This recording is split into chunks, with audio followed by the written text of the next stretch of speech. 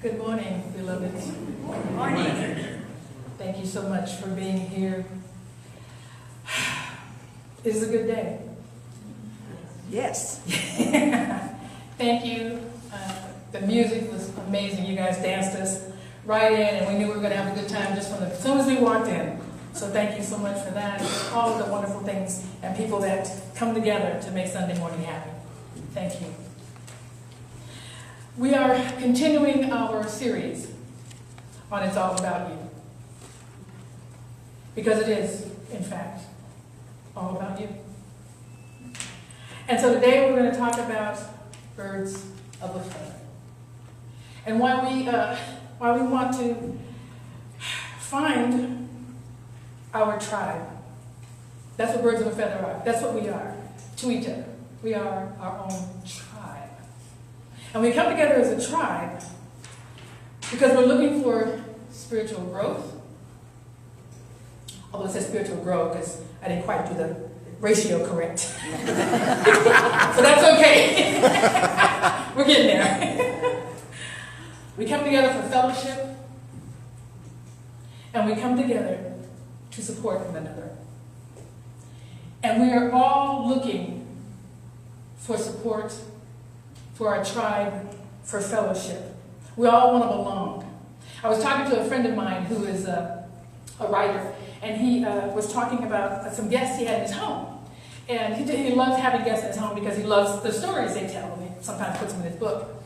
And he was talking about this one particular guy. I think he might have been somewhere 40, maybe 50.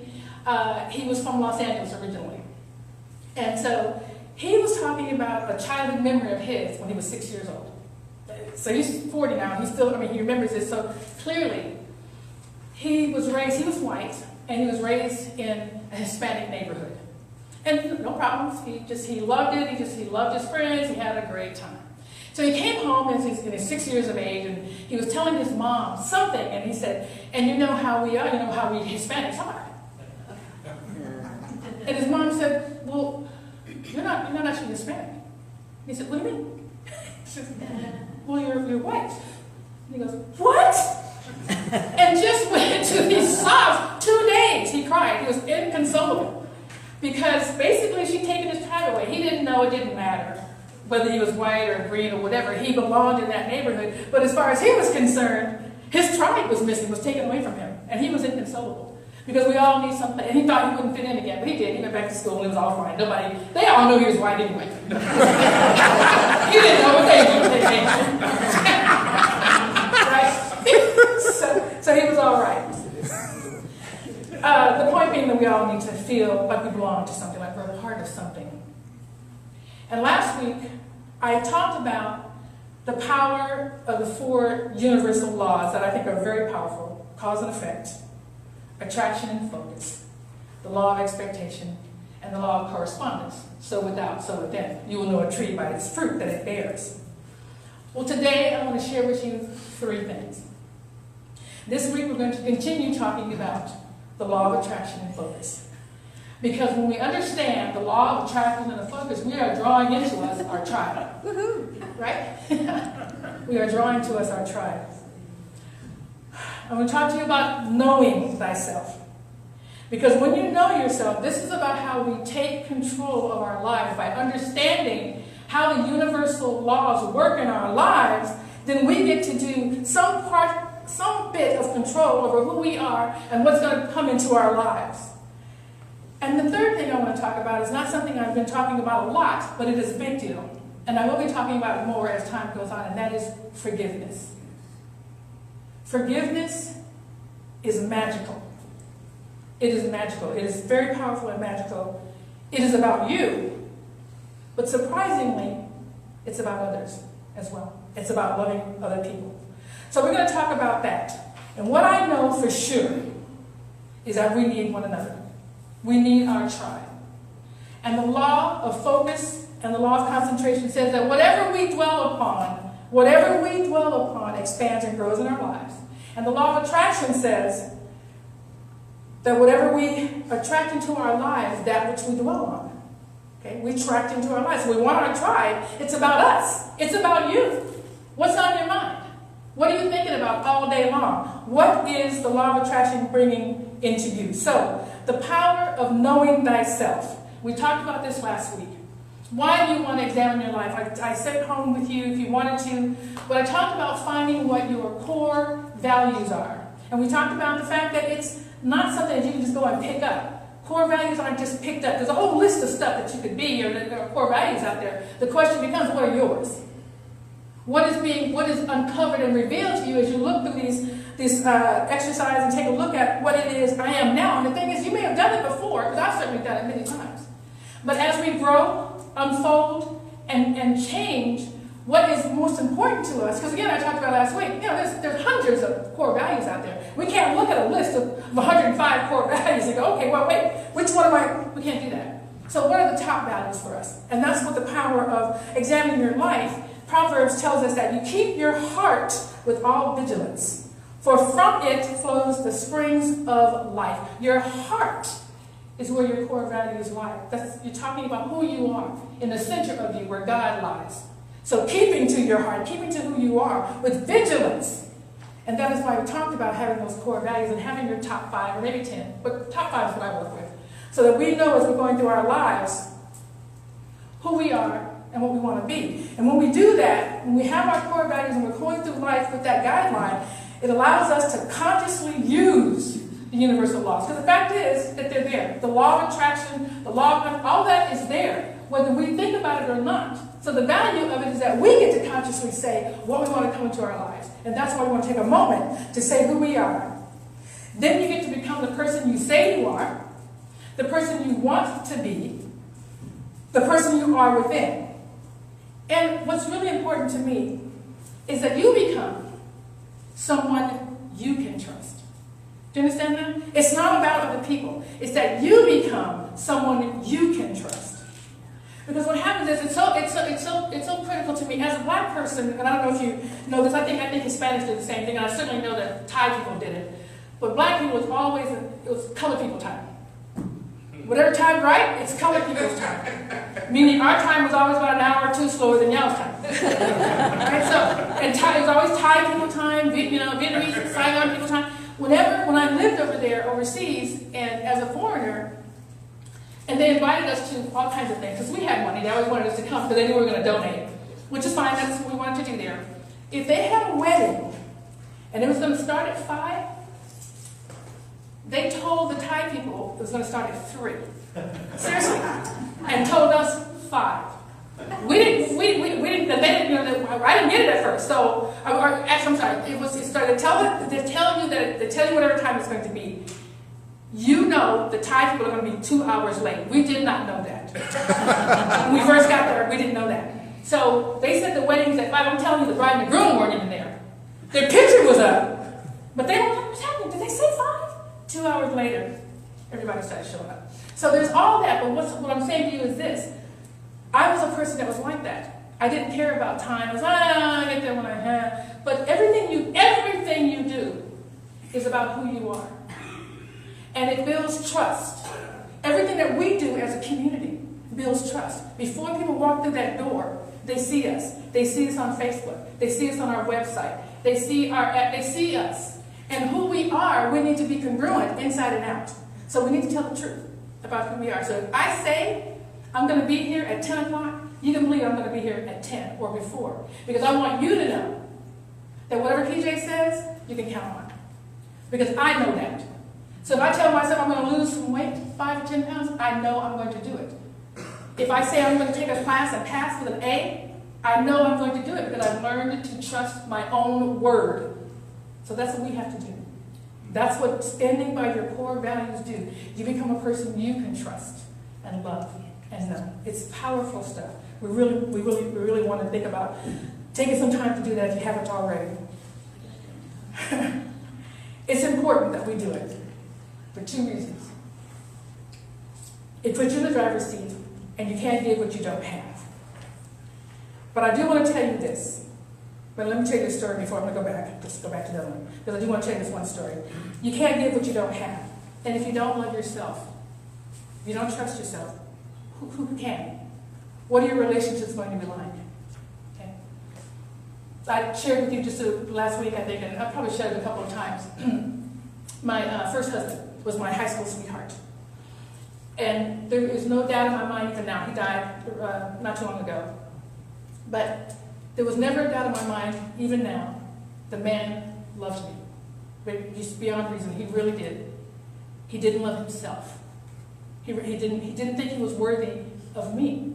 He didn't. And so there was nothing I could do for you. And I at the 4.5 years, as I told you before, it's like 4 years too long. But you always are hoping that something's going to change. We had the same argument all the time. He never trusted. He said, oh, you're doing this, you're doing that, you're doing the other thing. I'm where I want to be. But he never believed me because he didn't think he was worthy. And I could see that that fight was going to happen 20 years from now, 30 years from now, 40 years from now, because he wasn't doing the work to love himself. Do you understand? So it's important. You cannot have great relationships unless you have a great relationship with yourself. With yourself. It's important to do that. So that's why the core values are so important. But I talk about that, and I talk about examining, I talk about values, but here is the fundamental truth about you. You are enough right now. You don't have to do anything. Because it really isn't about the doing. Do you understand? It's about the being. It's about the being. And when you understand who you are and your core values, you will be the person you need to be. So you don't have to worry about you can run around and do all kinds of stuff and go volunteer and blah, blah, blah. It isn't going to change anything because it's about the being. When you change to the being part, that's what's going to make a difference. So you're already exactly who you are. Who you are right now is enough. It's perfect. And you know why I know? Because you are children of God. It's in your DNA. It's inherent in all of us. We have the God stuff in us, which means we're perfect. Okay? So the question then, of course, becomes, if we're so perfect, and we are, then what's the discontent? Where does the discontent lie? Where is it that we want to make improvements, and why should we do anything about that? Why should we do anything? If it's about the being, and we're all perfect, then why should we do anything? Because doing is about you and God. All you're trying to do is understand God and you and your relationship with God. That is all. That's all the doing is about. So the more you clarify who you are, what your core values are, and you begin to feel that and know, and like Hale, is it? Like Hale sang a beautiful song, be still and know. You can stop all that running and the chaotic things that are going on because you know who you are. And be still and know from the voice within you already what you need to do. That's already available to us. We know this already. So the doing is just about you knowing God, your relationship with God. It's about getting to you, about getting to the greatest you. It's about living a life of ease and grace. That's what the doing is about. That's how we do the work. Okay? So, again, the next question is, it's ease, it's grace, we know God, we know how to bring things into our lives, we're doing the work, we know our core values, we know how God works and all that kind of stuff. So why are there problems? Well, because shift happens. Right? I'm sorry, it's life. Life happens. So I want to stand here, I want to tell you the truth. The truth is, there's going to be things in your life that you wish weren't there. But everything that happens, we know is an experience that it's going to take us someplace differently. We know that. We know how to view it. So I'm not saying that because you know these things and all that kind of stuff, your life is going to go down this golden, rainbow path, and there's never going to be. But what is going to happen? What is going to happen is joy. Is true joy in your life, because you know. Or we don't have control over everything. We do have control over our being, over our joy, and we talked about this last week, the difference between happiness and joy. Joy is internal. It is your relationship with God. So that when shift happens, you're not thrown off because you know the truth about you. This is temporary, so temporary. This is something in my life for whatever reason, and I don't need to find it. It doesn't define me. What defines me is the fact that I am a child of God, that I am one with God, and that I have true joy in my life, and I'm waiting on God. Right? And we know this. That's what we get to know in our lives. That's what we get to know. So, things go out of control, shift happens. We talked last week about stories. People tell stories, not only the stories you tell, but the stories people tell about you. I'm a pretty happy person. I'm pretty energetic and I'm really happy. If I show up someplace and that's not quite as gritty as I normally am, I can't tell them, what's the matter? What's going on? This isn't you. And they're right, it's generally not me, but I am a human being, and it's okay if I'm not, just grinning all the time, because, it's life. It's okay. But everybody has a story that they tell about you, because they have this expectation of who you are. And sometimes it's good, because it keeps you where you want to be, and sometimes it's not, because it keeps you where you don't want to be. Right? And that's what we examine things again. What's this story? Is it good for me? Do I want to keep it? What their perception of you doesn't matter. It's your perception of you. It's your perception of you. So that's what matters. We have blind spots. We have blind spots in our lives. We're blind to the truth. Do you know that Jason and I were married for 5 years, I think, before he knew I could sing? I never talked about it. I hadn't sung. I wasn't doing anything. And then a friend of mine's, I think his cousin died, and he asked me if I would sing "Amazing Grace" a cappella at his church. So I did. And Jason's in the back, and his mouth, I could see him from the stage. His mouth, and he's like, "Oh my God, we're trying to do something, we're trying to get a business. You got this great voice, and you never said anything about it. Here's why. Here's the blind spot. People don't believe me, but it's the truth, because it's your blind spot. I did not know that I could sing. I absolutely did not know it. And here's why I didn't know it. Because I belonged to a Baptist church, which is great. That's not a problem. The thing is, according to them, everybody's great. Like everybody can sing. So I heard them tell people that I knew were off key. Right? How good they were. So when they told me about how good I was, that's the story they're telling, right? Everybody's good. So honestly, I honestly did not know that I was good. And I had friends telling me that I wasn't good. So they were confirming what I already knew in my head. I had friends telling me I'm not good because I don't have a 4-octave range like Aretha Franklin. You don't sound like Aretha. You don't sound like Gladys. They're always screaming. So I had all this confirmation of my own blind spot. And I didn't know. It's not the truth, right? The truth is I can't sing. I know that now. But it's my blind spot. So the question becomes, what are our scotomas? What are our blind spots? And we look to those. Those are the reasons why we do a lot of, looking around to see what's going on. Question is this, or the point is this. Whatever it is, whatever the discontent might be, we can change our lives at any time. Any time that we decide, we can change our minds. We have the power to do that. What I talked about it before, change your thinking, change your life. Just change your thinking. You have to want it.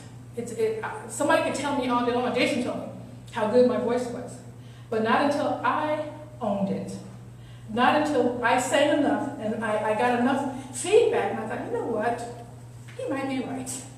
He might be right. And that's what we get to do. We get to hold the light of truth for people until they can hold it for themselves. That's the power. I'm a witness to the power of holding the light of truth for people until they can see it themselves. The truth is, we are all children of God. The truth is, we are all very powerful. That is the truth. If we have a scotoma or a blind spot to it, it doesn't mean it's true. It means it needs to be revealed, and we need to work on it if we want it to go away, if we don't want that truth to be in our lives. So we can change it any time we want to. So how do we do it? Are we examining our beliefs? And the powerful thing is this: forgive yourself and everything else. Just forgive it. And I know it sounds easy from here, and I know it's not. But I'm telling you, it's powerful and it needs to be done. Forgive yourself for whatever it is you think you need to forgive yourself for. Just forgive yourself. Just say, hey, That's where it was. You didn't do enough. You weren't enough. You didn't say enough. You said too much. Lord knows I say too much. People think I'm obnoxious. I don't. It is what it is. I forgive myself for that. I'm all right. It's okay. Maybe you weren't there. I didn't raise my son. He wanted to live with his father. Okay? And a lot of people said, what mother would do that? Well, for me, a mother who loved her son more than I love myself. That's where he wanted to be. I let him go. I don't feel bad about that. I don't need to forgive myself, but I could have. But there are many things I need to forgive myself for, and I did.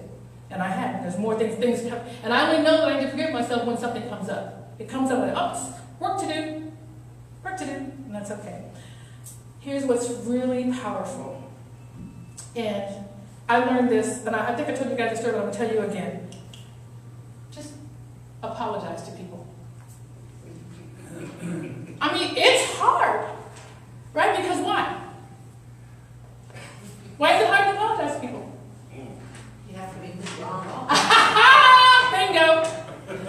I would be wrong. If I said to you, I apologize, I would be wrong. But you know what? Are you telling me that you've never been wrong? Are you saying that? Right. I know. We are. And here's the reason why. In AA, or any of the recovery things, I'm an adult child and alcoholic. My brother is one, my father, whatever, it goes on down the line. Anyway, so I've done a number of these programs. And step 4, without a searching and fearless moral inventory. Most of us have found that the faith that really works in daily living, this is what I'm talking about. I'm not talking about a Sunday church. I'm talking about our Sunday spirituality. I'm talking about a daily spirituality. That's what the goal thing is about. So that we can walk out every single day and know who we are and live that spiritual life that we're looking for. The daily living, spiritual living is still out of reach without that moral inventory, searching. Why should you apologize? Because it's magical. Because it brings down the walls so quickly. It's unbelievable. Because everybody wants to be loved. But many people don't believe that they're worthy for one reason or another. Everyone wants to be loved, and they're looking to you to say they're worthy. I love you. That's what apologizing does. It does, and I'll explain that to you. I apologize all the time. All the time. Because I'm a human being. Because I step in it. Because I make a mess. And the quickest way to get people to just get off, because as soon as you do something, they're thinking, oh, it's on purpose. She doesn't like me. She's saying something against me. Bring it down. I apologize. That's not. Here's why I know this for a fact. Why this lesson was brought home to me so sharply. I'm telling you guys about it. I told you about my friend. I had a friend. Really a good friend. And when I was over in Vietnam, and we wanted to try to do some music together. And so we came together, we said we were going to do it. It had taken us a while to finally get together, we did. And he said I could basically run the group to say, because I wanted to take us to a higher level, to 5-star resorts, 6-star resorts. So it's a different kind of thing. You can't come in there with your cut-off jeans and your wife beater t-shirt, right? So, and they agreed that we were going to do that. But they kept showing up, and this guy, I was literally raggedy jeans, backwards baseball cap, and wife beater. And I said, hey, dude, come on. I can't ask for this kind of money when you're looking like this. I really need to go on. Anyway, it went on and on and on. And finally, I said, I can't. You know what? I'm going to call it. It's clearly not going to work. And we're not going to do it. He was so angry with me. The man, seriously, physically threatened me. He said he knew, what did he say? He said he knew the Vietnamese mafia. And he would have them get a truck and drive it through my living room. That's how upset he was with me. This is a friend. And all of our friends said, what is going on with this guy? What did you do? I don't know. I sat in meditation, be still and know, and I asked George, who's my name for God, George, what's happening with my friend? How do I get my friend back? And George said, apologize. And what now? Huh? I didn't do anything wrong. George said, that's not what you asked. You asked how to get your friend back. If you want to get your friend back, apologize. I said, well, I don't sleep on that. I'm going to sleep on it because the reason why is because I need to tell the truth. If I was going to apologize, it needs to be a real apology, right? It needs to come from my heart. This is part of being authentic for myself. So what can I apologize for was the thing I need to understand. And I finally got it. I can apologize for taking away his future. He had a future vision, right? Of us, of the things we were going to do together, of the music, of all of that. And I arbitrarily, in his mind, took it away. So that's what I apologize for. I called him and I said, I'm so sorry. I took away the future that I know you envisioned. I envisioned it too. I just don't see it happening. And I'm so sorry for that. Gone. I'm telling you, just that quickly, the walls were gone. So, that's a lesson that I learned the hard way, but I use it all the time. I mean, I'm so quick to apologize when I see people getting riled up. Because it just comes down. It makes them know that you love them. And basically that's what I said. I said that I love you. So here's what we're going to do. What I'd like for you to do is to partner up right now. Just partner up. Everyone, find someone that you're going to sit next to and you want to talk to. Very quickly. Don't make a big deal out of it. Just partner up and quiet. All right? We got a partner? All right. Hey. You didn't know you got to go to work, did you? Yeah. Yes. Everybody got a partner? You have a partner, Richard? You need a partner? Get a partner. Everybody's got one? Okay. All right. You need a partner? Yes. You can go. She's coming around to you, Scott.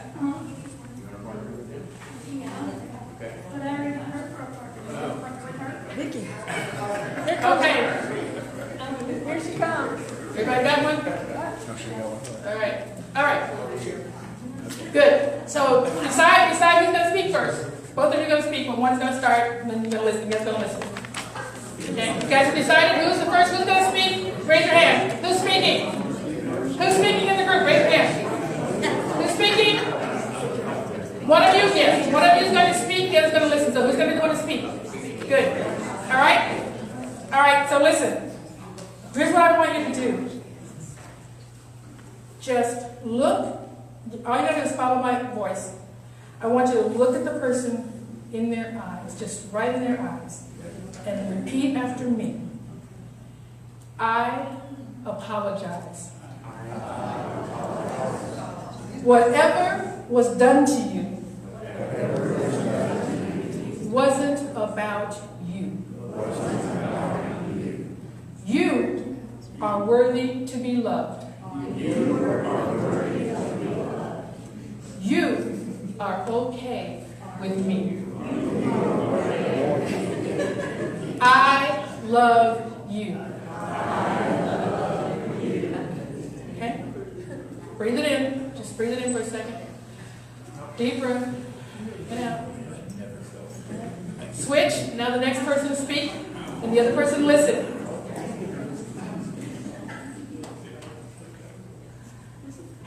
Look in their eyes, straight in their eyes, and say, I apologize. Whatever was done to you wasn't about you. You are worthy to be loved.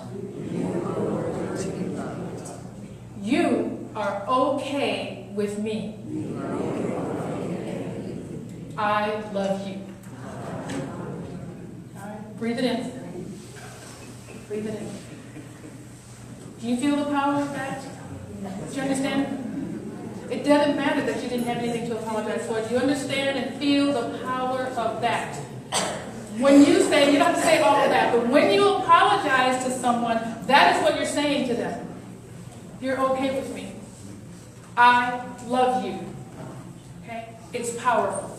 So I'm asking you to think about forgiving yourself and apologizing when you can. I don't need you to go out there and make up stuff to apologize for. It's okay.